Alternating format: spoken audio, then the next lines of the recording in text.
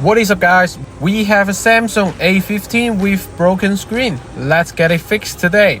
So it opens from the back. Remove all screws and the back housing frame so that we can get access inside. Quickly disconnect all cables and the battery.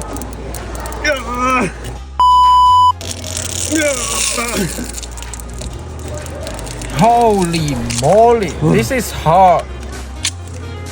Out with the old and in with the new. Install the battery, the motherboard and the charging port onto the new screen assembly. And finally we can snap everything together. Perfect, job done.